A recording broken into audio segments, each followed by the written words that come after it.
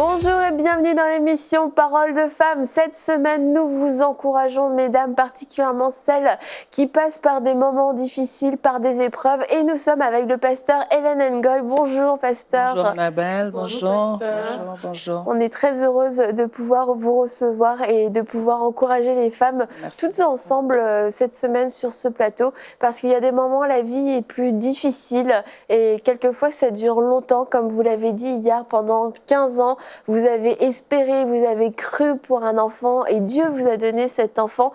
Mais pendant ces 15 ans, quelquefois, il y a des moments c'est plus difficile que d'autres et on a vraiment besoin de s'encourager. Alors on veut être ses amis pour vous toute cette semaine, vous encourager, vous dire que Dieu est là, que Dieu est bon, que Dieu a formulé des promesses sur votre vie, que l'épreuve ne durera pas toujours. Et on veut aussi vous donner quelques conseils pour traverser cette épreuve parce que quelquefois, on ne sait pas quoi faire dans l'épreuve, on ne sait pas quelle attitude avoir et puis sans le vouloir, ça se peut que finalement on rende l'épreuve plus difficile qu'elle ne l'est déjà en passant à côté de la bonté, de la grandeur de Dieu qui nous échappe peut-être dans ces moments-là. Et une des façons dont on peut expérimenter toute la grandeur de Dieu et toute sa présence, c'est à travers la louange. Et donc aujourd'hui, on va parler de la louange, comment louer Dieu à travers l'épreuve. D'autres me diront malgré l'épreuve, mais comment louer Dieu? Et est-ce que la louange, pasteur Hélène, a été une clé pour vous à travers toutes ces années? La louange m'a beaucoup bénie. Parce que quand je parle louange, je parle de la grandeur de Dieu, je parle de ce qu'il a déjà fait, de grand, de puissant, et pas seulement dans ma vie, autour de moi.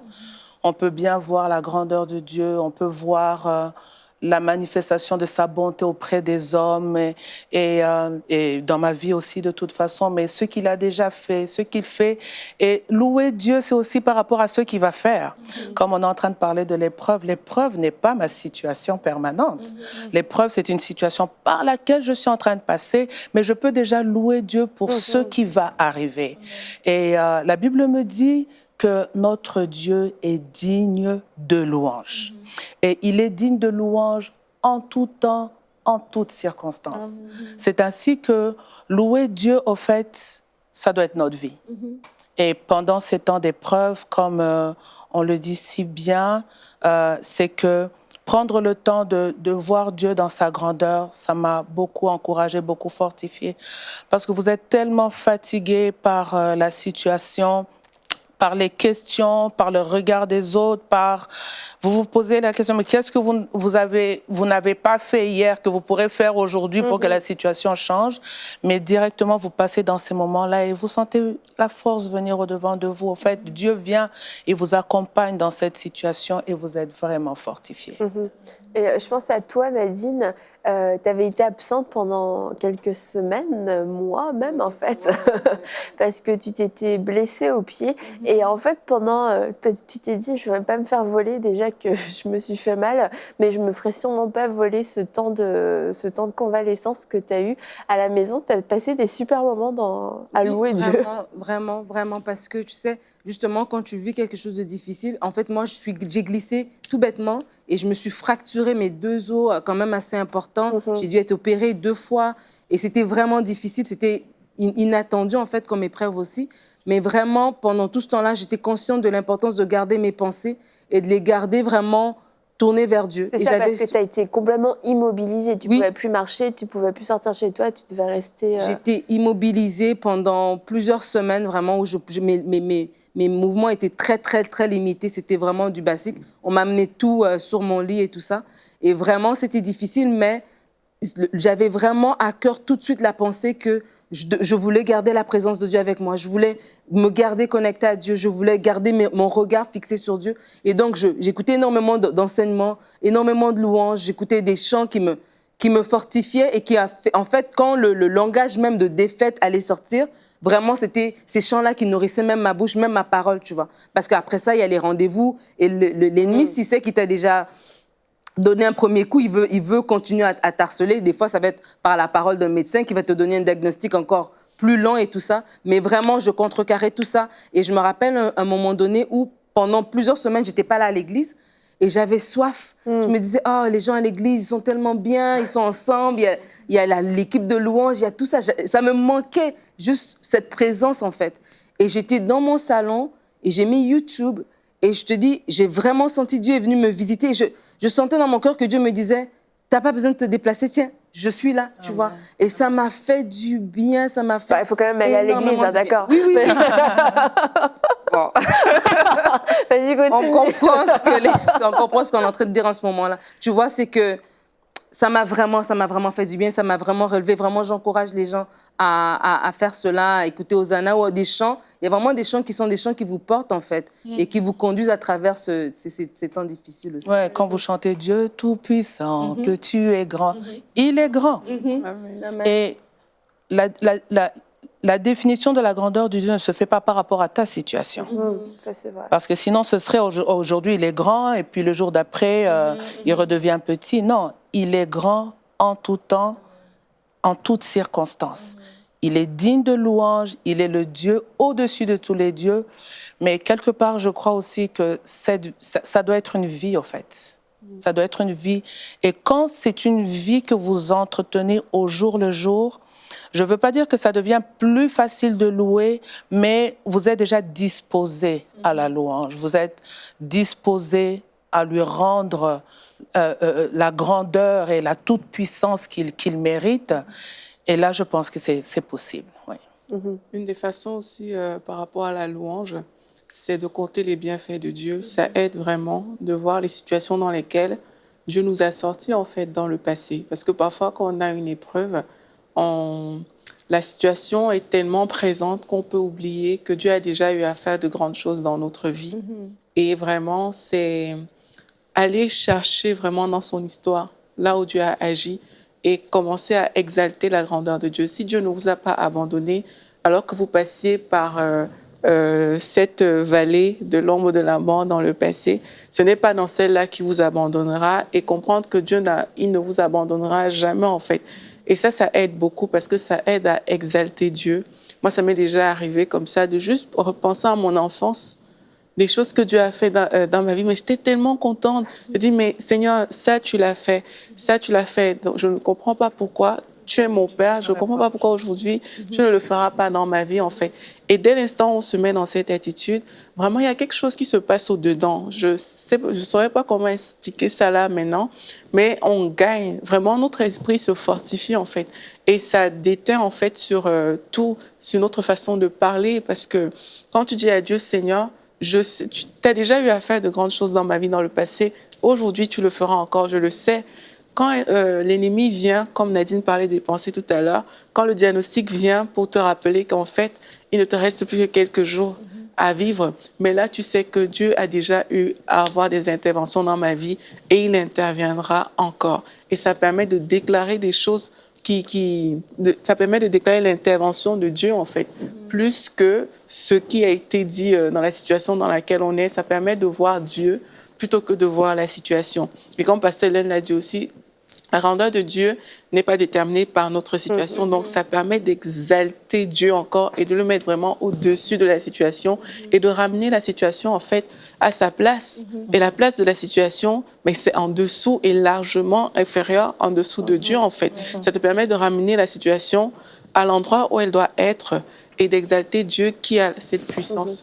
Et la situation, c'est pas la fondation de notre relation avec Dieu. Peut-être qu'elle prend de la place dans notre vie parce que c'est douloureux, parce qu'il y a eu beaucoup de conséquences, mais c'est quand on ramène la situation à sa juste place dans notre relation avec Dieu, c'est que c'est une situation que Dieu va régler, mais ça peut pas être le cœur de notre communion avec lui, parce que ça veut dire que tout passe à travers ça et que du coup, quelque part, la grandeur de Dieu est déterminée par cette situation. Je ne peux te remercier que si tu interviens. Je ne peux te prier que si tu interviens. Mais il y a tellement d'autres domaines, en fait, dans lesquels Dieu veut intervenir, dans lesquels Dieu est même intervenu. Et on dit, mais comment est-ce que tu veux que je loue Dieu dans ma situation? Regarde comment je souffre, comme dans votre situation. Regarde, ça fait 10 ans aujourd'hui que je soupire après un enfant. Mais en fait, lorsqu'on regarde aux autres domaines de notre vie, Dieu va nous ouvrir les yeux sur ce que Dieu a fait et d'un seul coup, notre louange va pouvoir prendre une nouvelle dimension parce qu'elle ne sera pas limitée par notre situation, limitée par le problème, limitée par l'épreuve. Et je crois que c'est vraiment important d'encourager les gens à sortir de l'épreuve dans leur temps de prière, à parler d'autres choses avec le Seigneur parce qu'il y a d'autres choses sur lesquelles il veut aussi intervenir. Tout à fait, tout à fait. Et comme nous le disions encore à une émission passée, vous voyez, dans le cas de cet homme Job, au fait, tout ce que le diable cherchait, c'était la rébellion dans la vie de Job. Mm-hmm. Et il l'a cherché, mais il ne l'a pas eu. Mm-hmm. Alors, dans nos vies aussi, il la cherche, mais il ne l'aura pas. Mm-hmm. Parce que nous avons compris que Dieu est Dieu et il mérite l'adoration, la louange en toutes circonstances. Et même quand je loue Dieu, ça c'est quand même un aspect pour lequel je prie, parce que des fois j'ai entendu par exemple des gens dire oui, quand on loue Dieu, les chaînes tombent, alors je veux le louer pour que les chaînes tombent. Non, je le loue parce qu'il mérite d'être loué et lui, il sait ce qu'il fera en retour dans ma vie. Alors c'est pour dire, il y a tellement de choses que Dieu a fait dans nos vies pour lesquelles nous pouvons le louer. Mais le problème, c'est que l'ennemi veut que nous nous concentrions sur cette situation-là. Alors, dès que tu commences à louer Dieu, alors la pensée te revient, mais Dieu est tellement grand, qu'est-ce que ça lui coûte de te donner un enfant? Non, c'est pas qu'il n'est pas capable de le faire, mais il sait ce qu'il est en train de faire. Alors, je crois que c'est cela, et c'est vraiment une grande victoire de pouvoir louer Dieu quand on passe par les difficultés. Et il y a vraiment la confusion dans le camp de l'ennemi. Il est juste comme, c'est pas vrai, dans cette situation, elle peut encore louer. Et c'est vraiment à cela, à ce que j'encourage les enfants de Dieu. C'est ce à quoi j'encourage les femmes. Louons le Seigneur parce qu'il le mérite. Et je peux encore comprendre ce témoignage quand tu es fracturé, tu peux pas aller à l'église, tu peux être dans cette atmosphère-là avec les enfants de Dieu. Et parce qu'on en a tellement besoin, mais que c'est beau que Dieu vienne là où tu es, dans ta maison. Et la Bible dit, il siège au milieu de la louange de son peuple. Quand il vient siéger, c'est pas qu'il prend un fauteuil, il se met là, voilà, je siège. Non, il siège, il vient décider des situations de nos vies. Ainsi, louer Dieu, au fait, c'est ce qu'il attend de nous en toutes circonstances. Louer Dieu dans la grande abondance, mais louer Dieu aussi dans les difficultés. Amen. Et c'est vrai que le début, quelquefois, ça peut être difficile parce que c'est un sacrifice de louange, mais au final, on en est les plus grands, comment on dit, les plus grands bénéficiaires, c'est ça? Les plus grands bénéficiaires, même si au début, on offre un sacrifice de louange, ça nous fait mal. Mais à la fin, c'est nous qui en sortons fortifiés, c'est nous qui en sortons vraiment, on a une foi qui est motivée, qui est encouragée. Vas-y Aurélie, passe ta Bible à Nadine. C'est les reines de la discrétion sur ce plateau. Désolée, Anna. Non, donc c'est ça, la louange nous fait du bien à nous et c'est sûr, on loue Dieu parce qu'il le mérite, mais qu'à fois on se dit pourquoi est-ce que je vais le louer, c'est déjà assez difficile.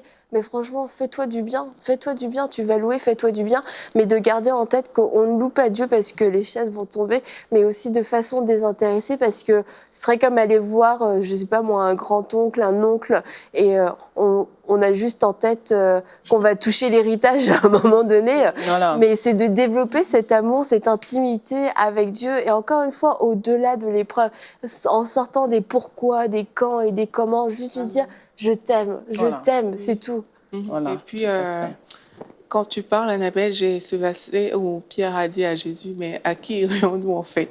C'est toi qui as les paroles de la vie, parce que... Et en fait, il faut qu'on arrive dans les situations dans lesquelles on passe à dire à Dieu, je n'ai nulle part où aller, parce que je sais que c'est toi qui as les paroles de ma vie. Et ça, comprendre les choses comme ça nous permet justement de ne pas limiter Dieu à une situation, de ne pas nous approcher de Dieu seulement quand il y a un défi, seulement quand les choses sont difficiles. Et il faut savoir que dans le contexte même de ce verset, beaucoup de gens venaient de quitter le Seigneur en fait, parce qu'il avait été dur avec les paroles qu'il avait dit semblaient difficiles.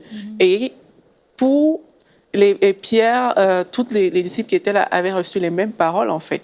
Eux aussi, ils avaient eu à encaisser ces paroles. Et en fait, ils pourraient même se dire, c'est vrai que parfois, Seigneur, tu es un peu dur. C'est vrai que parfois, tu tu nous traites, je ne sais pas, de race d'incrédules, des choses comme ça. Mais à qui est-ce qu'on irait? Tu as les paroles de la vie.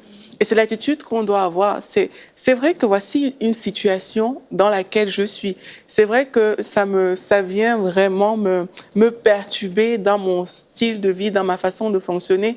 Mais Seigneur, où est-ce que tu veux que j'aille en fait?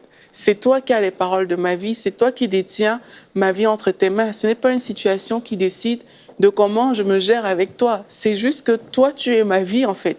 Et je choisis d'être dans ta présence, je choisis de rester à tes côtés. Et ce, quel que soit ce qui pourrait arriver. Et vraiment, les personnes qui passent par les épreuves aujourd'hui, c'est difficile, comme tu parlais de sacrifice, de louange, c'est difficile de le dire.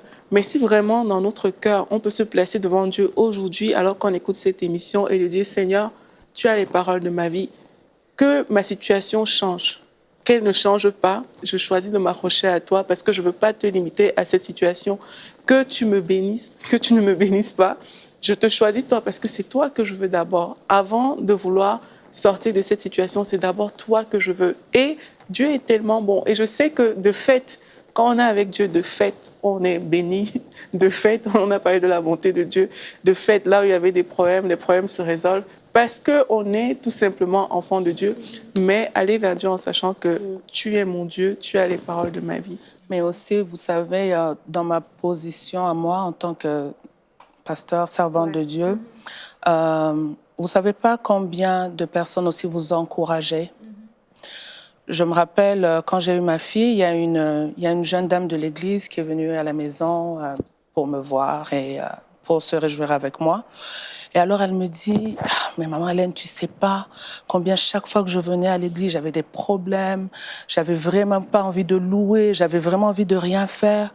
Mais quand je te voyais là, là où tu es, en train de louer Dieu, au-dedans de moi, je me dis, les problèmes que j'ai ne peuvent même pas égaler à ses problèmes à elle.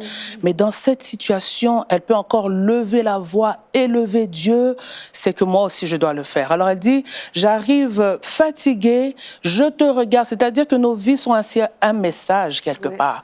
Et j'arrive, je suis fatiguée, mais je te regarde, je trouve la force au-dedans de moi. Alors ici, j'aimerais dire, c'est pas que tu fais les apparences de forte pour fortifier les autres, mais que tu sois réellement fortifié en toi-même et que tu communiques cette vie aux gens qui sont à côté de toi. Parce que la Bible dit, nous sommes environnés par de nombreux témoins et qui peuvent être encouragés par notre style de vie.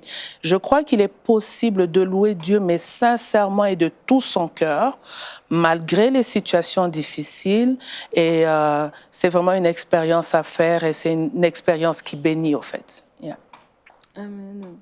En fait, il y a un psaume que j'aime beaucoup, justement, qui parle de la puissance de la louange, justement, comment Dieu est un Dieu qui se lève et ses ennemis se dispersent. C'est le psaume 68. C'est un beau psaume, un long psaume, mais ce que je voulais juste attirer notre attention, c'est qu'il dit ici, vois ta marche, ô Dieu, la marche de mon Dieu, de mon roi dans le sanctuaire, en tête vont les chanteurs, puis ceux qui jouent les instruments, au milieu de jeunes filles battant du tambourin. Bénissez Dieu dans les assemblées, bénissez le Seigneur descendant d'Israël. Et vraiment, cette image-là, ce psaume, c'est un psaume que j'aime énormément, que je lis souvent et que j'écoute souvent. Et c'est vraiment cette image-là que dans la tempête, la louange est comme cette déclaration de qui est Dieu, en fait. Cette déclaration à moi-même, cette déclaration à la situation qui m'environne, que tiens, je sors de cette situation-là, pas en me débattant, mais juste en louant, en criant, en déclarant qui est Dieu. Et dans tout ce psaume, on dit comment Dieu est grand, on dit comment Dieu écrase la tête de l'ennemi, on dit comment Dieu donne la victoire. Il a fait sortir le peuple d'Israël. Et donc des fois même, parce que même nous-mêmes, quand on vit une situation difficile, des fois on est tellement ingrat dans notre difficulté, dans tout ça, qu'on n'arrive même pas à voir les bontés de Dieu dans notre propre vie. Mais quand on va dans la parole, puis on déclare, on voit tout ce que Dieu a déjà fait avant, tu te dis, ben oui, Dieu va le faire encore aujourd'hui. Et tu élèves Dieu, comme tu as dit Aurélie tout à l'heure, tu le mets à sa place et justement tes difficultés reviennent à leur place. Et c'est vraiment un psaume que j'encourage les personnes qui se passent par des temps difficiles à méditer la grandeur, la puissance, la bonté de Dieu. Et je peux dire que, j'ai envie de dire que on a une destinée et ça, il faut qu'on le saisisse aussi. Et notre destinée est vraiment grande. Et il ne faut pas qu'un point de notre vie ou une situation de notre vie vienne nous empêcher de voir, en fait, beaucoup plus loin là où Dieu veut nous amener, en fait. Donc, quand on choisit de rentrer dans la présence de Dieu aussi, mais c'est parce qu'on sait aussi qu'il a des plans pour nous. Et son plan n'est pas limité. En fait, Dieu ne regarde pas, par exemple, quelqu'un qui est malade et dit, OK, comme tu es malade, je ne vais pas accomplir mon plan dans ta vie. Or, parfois, nous, on se regarde avec nos défis et on dit, comme j'ai ce défi, je ne peux pas aller plus loin, en fait. Mais ce n'est pas comme ça que le Seigneur fonctionne. Le Seigneur n'est pas limité à une situation pour faire ce qu'il a prévu de faire dans notre vie. Mais nous, il faut qu'on arrête de se limiter à des situations, justement, parce qu'il y a tellement plus grand devant nous. On ne peut pas laisser une épreuve fermer ou bloquer tous nos horizons futurs. Mais vraiment, c'est de se dire, OK, Dieu a un plan pour ma vie. Et lorsqu'on choisit de venir dans la présence de Dieu, dans la louange, mais Dieu nous révèle aussi des plans. Parce que trop souvent, on est écrasé par l'épreuve parce qu'on n'a pas de perspectives futures. Tout ce qu'on voit, c'est vraiment la situation qui est là, en face de toi. Mais quand tu vois qu'en fait, Dieu m'appelle à développer des choses beaucoup plus grandes, déjà, ces choses vont occuper ton attention, ce qui te libère de l'épreuve. Et là, en fait, tu peux rêver, tu peux rire, tu peux vivre dans l'espérance, parce qu'on a cette espérance avec le Seigneur Jésus. Tu peux vivre ces choses et tu vas voir que alors que tu te mets en route comme ça, tu coopères avec Dieu, tu vas passer du temps dans la présence de Dieu, même la situation va devenir insignifiante. Peut-être pour certains, elle n'aura pas disparu complètement, mais la portée et l'impact qu'elle avait dans la vie, mais c'est déjà des choses qui vont commencer à changer, qui vont diminuer. Et comme je dis, elle va revenir à sa place. Et on va laisser à Dieu sa place pour pouvoir faire, non seulement débarrasser de cette situation, mais faire encore les grandes choses qu'il a prévu de faire dans nos vies, en fait. Amen. Et puis tu parlais, Nadine, de Hosanna tout à l'heure, et ça me faisait penser au clip qu'on avait passé pendant la campagne de ce monsieur Alphonse qui avait perdu sa femme et qui a été relevé à travers la louange, à travers une émission Hosanna qu'il écoutait en boucle. Et en fait, c'est sûr, Dieu appelle et établit les ministères et il communique des chants d'encouragement, des chants de foi, des chants de vie à des chantres. Et en fait, quelquefois, on n'a pas la force, nous, de trouver les mots, on n'a pas la force de formuler certaines choses. Et c'est vrai que la louange est un ministère que Dieu nous donne pour nous aider à entrer dans la présence de Dieu. Puis on peut juste chanter avec eux, on peut juste déclarer ces paroles que eux ont déjà écrites. Et parce que quelquefois, vraiment, l'inspiration manque, on est fatigué. La seule chose qu'on a dans notre bouche, c'est ce dont on parlait hier, c'est j'en peux plus, je suis fatiguée. Et Dieu nous donne des outils, et Dieu nous donne la louange, des groupes de louange, des chantres qui sont loin et inspirés pour déclarer la parole de Dieu, déclarer qui est Dieu, exalter Dieu. Et au début, quelquefois, on peut commencer et puis on va le fredonner. Et puis, à un moment donné, il y a quelque chose qui brise en nous. Et là, on est dans une louange qui... On en oublie l'épreuve, on est juste avec Dieu et il n'y a plus d'épreuve, il n'y a plus rien qui nous limite et on a besoin de vivre ces temps-là, mais on ne pourra pas vivre ces temps-là si on reste constamment dans le naturel. Il faut qu'on aille dans le surnaturel, dans la présence de Dieu, il faut qu'on aille dans le surnaturel, dans la prière et c'est pour ça qu'on doit dissocier notre vie de l'épreuve. L'épreuve est temporaire et momentanée et on doit dissocier l'épreuve de mon identité parce que sinon je vais traîner l'épreuve partout où je vais. Mais quand je suis dans la présence de Dieu, l'épreuve n'existe plus d'un seul coup. C'est là que j'arrive à déclarer des choses avec foi, sans mentir. Il y a une solution. Cette chose se termine. Cette chose, merci parce que je sais que tu me l'as donné. Ce corps est guéri. Et parce qu'on a vraiment la pensée, la perspective de Dieu. Et on a besoin de ces moments surnaturels. Et quand on reste dans le naturel, c'est là où on va se décourager. Donc il faut se donner les moyens aussi de passer du temps dans la présence de Dieu. Tout à fait. Je peux me rappeler des temps que j'ai passés avec le Seigneur où, voilà, tu es juste là avec Dieu. C'est sûr qu'à un moment, peut-être, tu peux poser des questions au Seigneur, mais après, le Saint-Esprit travaillant au-dedans de toi, il t'amène dans ce temps de louange-là. Je peux dire qu'il est impossible d'entrer dans la présence de Dieu, de contempler la grandeur de Dieu et de continuer à être plaintive. À un certain moment, peut-être pas tout le temps, mais à un certain moment, je me suis retrouvée en train de me poser la question, comment je peux être si forte dans cette situation. À un moment, je me suis dit, est-ce que je suis normale? Parce que tu te retrouves à un moment où, en réalité, tu devais pleurer, mais tu sens que tu es forte, tu sens que tu loues le Seigneur, tu encourages même les autres qui passent par la même situation que toi, et tu te dis, mais où est-ce que je trouve cette force-là? Et je crois que c'est une force que tu trouves dans la communion avec le Seigneur. C'est une force que tu ne peux pas fabriquer, au fait. Ça ne se fabrique pas. Mais quand tu viens dans sa présence, il vient à tes côtés, il se révèle à toi et tu es vraiment fortifié dans ton être intérieur. Pourquoi? Parce que, au fait, l'épreuve détruit l'être extérieur.